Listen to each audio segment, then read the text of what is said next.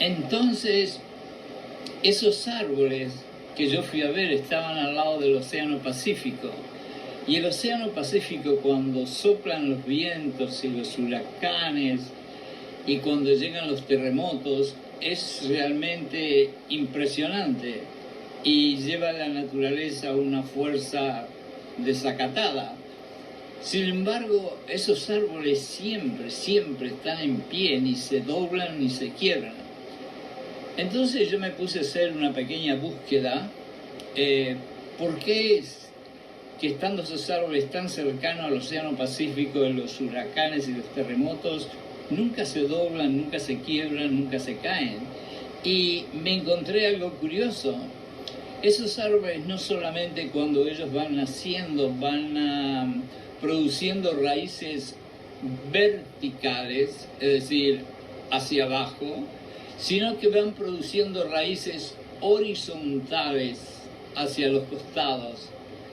Y yo me pregunté cuál es la razón, y la razón es que las raíces verticales, que serían las raíces en la colectividad que nosotros desarrollamos hacia la profundidad de la palabra de Dios y el amor de Jesucristo, y las horizontales eran raíces que los árboles desarrollan para entrelazarse con otras raíces de los árboles que están cercanos, y entonces entre ellos, de una forma subterránea, forman una alianza en la cual unos se aguantan a los otros, y si uno se quiere caer, el otro lo levanta. Esos son los árboles. Pero eso es exactamente lo que tendríamos que hacer nosotros. Tendríamos que criar raíces verticales, que son las raíces que la palabra de Dios en todas sus formas nos enseña y nos dice cuáles son los mandamientos que tenemos que seguir. Pero también tendríamos que producir raíces horizontales, que son las raíces con los hermanos y las hermanas, en lo que respeta a lo espiritual. Porque Dios en Génesis, al principio de la Biblia, ya lo dijo: no es bueno para el hombre estar solo, porque si está solo, ¿quién lo levanta? Pero si está acompañado, alguien lo va a levantar. Y esas raíces horizontales que forman los árboles de California son las que nosotros necesitamos construir para hacer una colectividad y no hacer como los arbolitos que habían en la granja de mi abuelo, que estaban plantados 10 metros uno del otro y que solo hacían raíces verticales, y cuando venía un huracán se caían todos. Voy a mirar aquí otros apuntes que tengo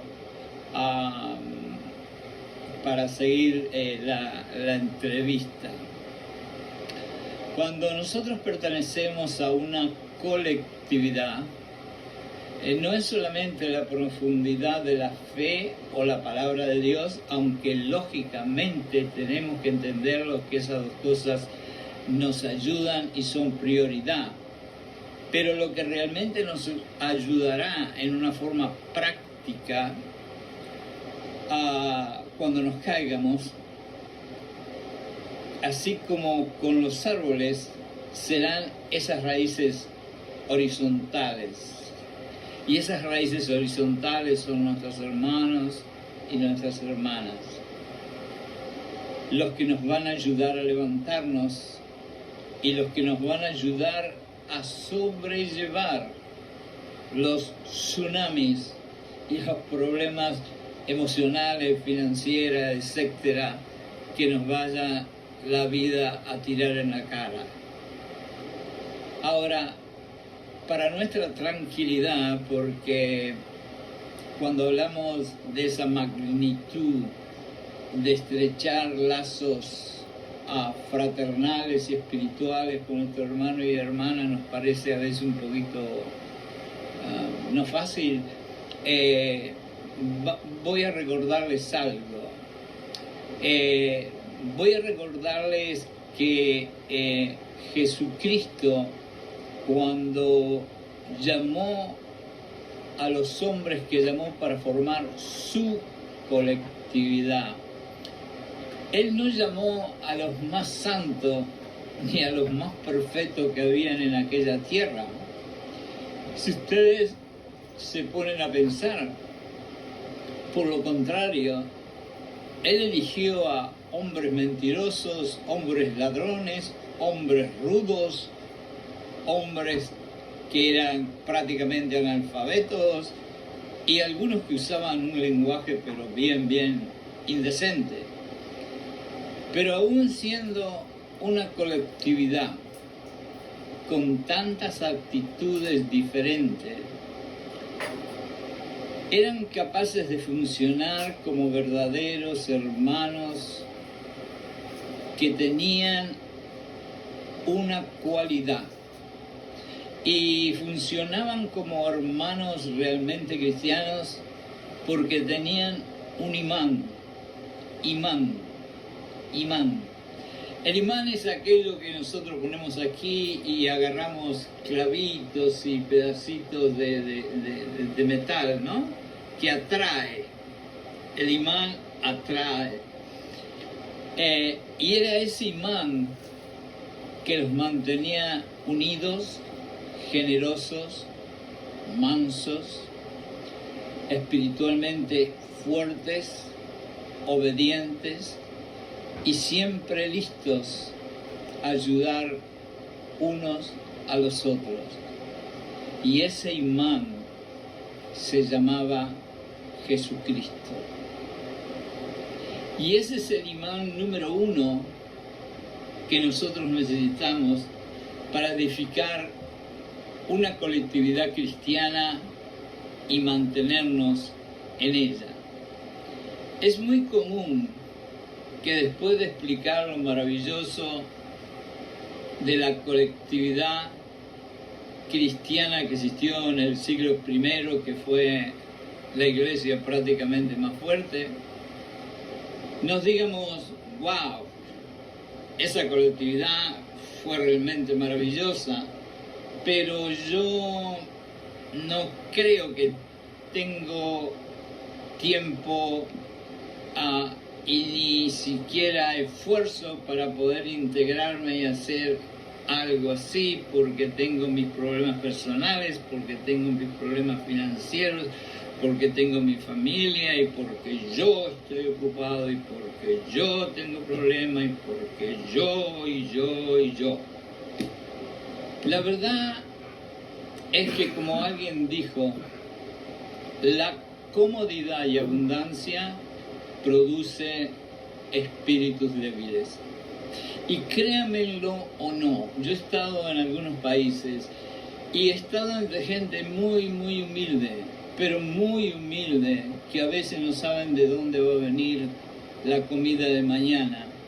Y siempre los encontré no solamente con una sonrisa en los labios, sino siempre dispuestos a ayudar al vecino que tenía un problema con el agua, que tenía un problema con la ventana, que tenía un problema con el pasillo.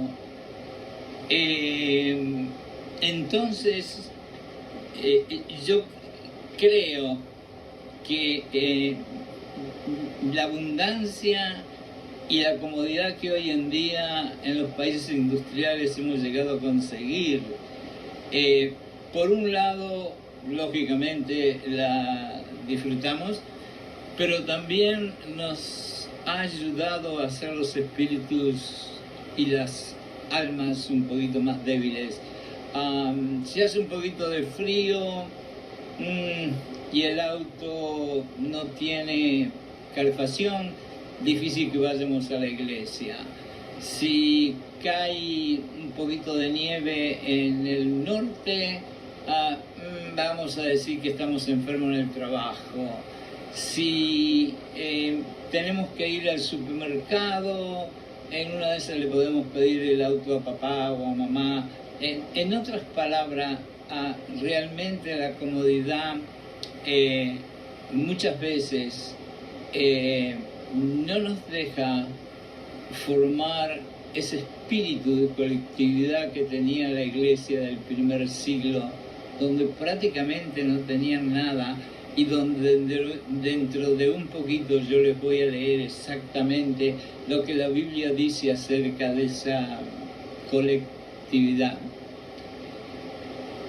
Ustedes saben cuál fue el secreto que la colectividad cristiana del primer siglo descubrió y del cual nosotros vamos a aprender.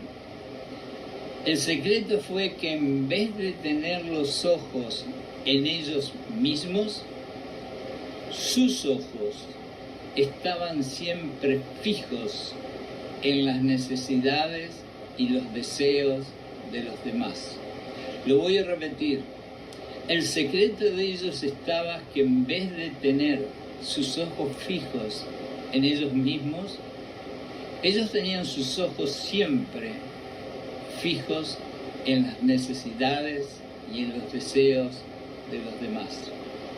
Sin aburrirlos mucho, voy a hacerles una historia un poquito rápida y cortito. Yo estuve un momento que estuve pasando, pero muy mal emocionalmente, al punto de que yo creí que se me iba a freír la cabeza como un huevo frito. Y realmente yo le estaba rogando y pidiendo a Dios que me mandara uno o dos hermanos que me vinieran a ayudar, porque la mente mía estaba totalmente confundida y sufrida. Y sin embargo, en su sabiduría, porque Dios dice que Él tiene un plan para nosotros en la Biblia, Dios no permitió que viniera nadie, sino que me mandó a mí.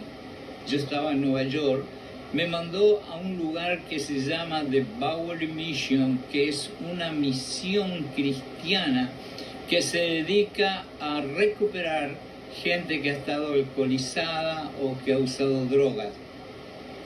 Yo me aparecí a las 7 de la mañana, golpeé la puerta y el ministro, el pastor del lugar, me abrió la puerta sorprendido. Y yo le dije que me había mandado Dios. Y más extraño todavía me miró. Pero la conclusión que me quedé 4 o 5 meses de voluntario ayudando allí adentro. Habían algunos otros voluntarios también. Pero mi punto es mi punto es que esa misión es una misión cristiana, que es la más antigua de la ciudad de Nueva York, y tienen un bus bastante grande en el cual llevan comida y bebida a varios rincones de las ciudades donde hay mucha gente que está desamparada y sin hogar, que viven en la calle. Y yo me sumé a ellos y prácticamente trabajé con ellos por varios meses. Y una de las cosas que hacíamos es que después de darle la comida o la bebida, entonces le hablábamos lo que podíamos, compartíamos con ellos la palabra de Dios. La conclusión y lo que yo quiero llegar es que yo estuve haciendo esa clase de trabajo y conversando con muchas de esas personas, y al final ellos me compartían a mí su vida y yo les compartía a ellos su vida y compartíamos la palabra de Dios. Y un día, como a los 4 o 5 meses, me miré al espejo y dije, wow, yo he cambiado. Y me miré al espejo y me puse a pensar, pero yo me acuerdo que tenía tremendos problemas y yo ahora me río y ya ni me acuerdo de los problemas. Entonces la conclusión es, hermanos, de que mientras yo estuve en esa misión, estuve en colectividad. Y fueron esos hermanos que se estaban recuperando, y fueron esos hermanos que estaban en la calle realmente desesperados. Y fue ese corazón que ellos impusieron en mi corazón, de sacar los ojos de mí, de mi problema, de mi depresión, y ponerlos en aquellos que, pobrecitos, estaban peor que yo, lo que realmente me curó de mis problemas emocionales. Mis problemas desaparecieron y, lógicamente, fui muy feliz. Dios conoce el poder de la colectividad, porque Dios me llevó a integrarme en una colectividad que al final me terminó curando. De acuerdo al original idioma griego, la palabra juntos, es decir, cuando estamos juntos, tiene dos significados. Muchas veces en el griego, en el latín, en el árabe, encontramos que una palabra tiene más de un significado de acuerdo a dónde se use. Y los dos significados que tiene es que uno es estar próximos unos a los otros. Y la segunda significancia de esta palabra es estar espiritualmente próximos. Es decir, en cierta ocasión se usa para decir que estamos próximos porque estamos sentados uno al lado del otro, y en otras porque estamos juntos, porque sentimos en el alma, en el corazón, en el espíritu, las mismas virtudes, las mismas necesidades, las mismas creencias.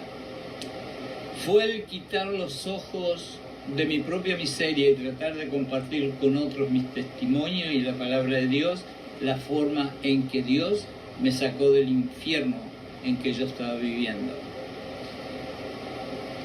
En conclusión, como cristianos tenemos que estar conscientes que el vivir en proximidad no nos va a llevar a encontrar una paz interior, muy difícil, sino a simplemente sobrevivir en este mundo material y vacío. Lo que al principio les conté, la pequeña historia de los 20 que estaban alrededor de esa mujer que vieron cómo la mataron, quizás al otro día o la semana que viene puedan ir a un bar, puedan ir a un restaurante, puedan ir a jugar al fútbol, puedan ir a la playa y puedan sentir cierta alegría, pero no van a poder, creo que nunca sentir la alegría, la satisfacción y lo maravilloso que sintió el misionero cuando le dio sus propias medicinas de vida o muerte a ese niño que estaba muriendo. Esa es la diferencia entre vivir en proximidad con los vecinos, con los amigos lejanos que ni siquiera nos visitan, con el carnicero, el panadero, el taxista, el que va cruzando la calle, el que se sienta al lado de nosotros en el fútbol, a los que vivimos en colectividad, que quizás seamos humildes y no tengamos mucho para vivir o sobrevivir, pero sin embargo cuando uno de los que están en nuestra colectividad necesita un poquito de azúcar o de café o de harina, o necesita una aspirina, un Tylenol, o necesita que le ayuden a arreglar la ventana, la puerta, y nosotros todos podemos ir a ayudarlos o a darle eso. Esa es lo que hace una colectividad. Y el gozo tan grande que cosechamos en nuestros corazones, es el gozo tan impresionante que sintieron la iglesia del primer siglo, que escúchenme muy pero muy bien, ellos prefirieron ser comida de animales salvajes y hambrientos en el Coliseo romano antes que negar su fe y su amor por Jesucristo. Y ese es el gozo que sentimos en colectividad. ¿Cómo nosotros podemos estar o sentirnos en una comunidad, colectividad? Bueno, en la proximidad es fácil, ¿no? Todos los vecinos, el carnicero, el panadero, el almacenero, todos ellos son parte de la proximidad nuestra. Cuando vamos a una fiesta, estamos llenos de gente que estamos juntos próximamente. Cuando vamos al fútbol estamos llenos de gente que estamos próximamente juntos. Pero a veces me pongo a pensar, cuando esté en el estadio, y lo he visto más de una vez, y me caiga sobre un asiento en el suelo, ¿habrán muchos que vengan corriendo a levantarme, a llevarme al hospital, a estar conmigo? Yo he visto casos en algunos estadios donde lamentablemente alguien se cayó y estuvo mucho rato para que viniera la ambulancia o alguien a levantarlos, mientras que en una colectividad estoy seguro que quien estuviera cerca saltaría a tratar de hacer lo mejor por levantarlo, por ayudarlo. No se olviden que todos nosotros en un momento u otro vamos a caer. Algunos hemos caído ya varias veces y otros vamos a caer indefinidamente, sí. Y una cosa es tener cierto círculo de gente que está próximo a nosotros y otra cosa es tener una colectividad. Yo en este mismo momento pertenezco a una iglesia donde, gracias a Dios, tengo muchos hermanos en mi colectividad, en nuestra colectividad, y sé que si por cualquier circunstancia necesito algo en mi casa, arreglar una puerta, si me enfermo y tengo que ir al hospital, allí van a estar todos conmigo. Esa es la diferencia de la colectividad. Pero tenemos que volver otra vez al principio. La colectividad es juntarnos como cristianos de la primera iglesia, hacer lo posible. Pero la colectividad nace solo cuando todos nosotros sacamos los ojos de nosotros mismos y ponemos los ojos en las necesidades y en los deseos de los demás. Eso es importante. Ahora yo, casi para terminar rapidito, voy a leer Hechos 42-47, donde nosotros tendríamos que aprender a vivir de esos versículos y no vivir en la proximidad. En Hechos 2:42-47 dice así: ellos, los cristianos de esa época, se mantenían firmes en la enseñanza de los apóstoles, en la comunión, en el partimiento del pan y la oración. Todos estaban asombrados por los muchos prodigios y señales que realizaban los apóstoles. Todos los creyentes estaban juntos y tenían todo en común. Recuérdense en estas palabritas: tenían todo en común.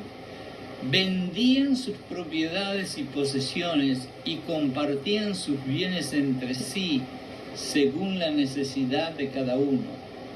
No dejaban de reunirse. Escuchen bien estas palabras. No dejaban de reunirse en el templo ni un solo día. De casa en casa partían el pan y compartían la comida con alegría y generosidad, alabando a Dios y disfrutando de la estimación general del pueblo. Y cada día el Señor añadía al grupo los que iban siendo salvos. No dejaban de reunirse en el templo y iban de casa en casa repartiendo el pan. Esta es la definición de la iglesia de los primeros días, y esta es la definición de la colectividad que yo oro con todo mi corazón para que hayan miles y miles y miles de estas pequeñas colectividades alrededor de nuestro mundo cristiano, y nos dejemos de estar inmiscuidos y estar entrelazados con personas que realmente están viviendo en la proximidad con nosotros, pero no en la colectividad. Vamos a terminar escuchando al sabio Pablo, al santo Pablo, en 1 Corintios 1:10. Os ruego, hermanos y hermanas, por el nombre de vuestro Señor Jesucristo, que todos os pongáis de acuerdo y que no haya divisiones entre vosotros, sino que estéis enteramente unidos en un mismo sentir y en un mismo parecer. Todos nosotros hemos caído o iremos a caer, ya sea en nuestras finanzas, en nuestra salud, en nuestras relaciones, en nuestras emociones, pero viviendo en una colectividad y como dice Dios, si nos caemos, si uno cae, alguien nos va a levantar. Sentirnos juntos es fácil, porque vamos, como ya dije, a una fiesta y nos sentimos juntos. Vamos a un partido de fútbol y nos sentimos juntos. Y nos vamos a sentir inclusive rodeados de tanta gente que nos va a parecer a nosotros que el mundo humano circunstante a nosotros es gigante. Vamos a estar próximos, pero vuelvo a la misma pregunta. Si nos caemos, si tenemos un dolor, si lloramos, ¿cuántos de todos esos, muchos alrededor, se van a acercar?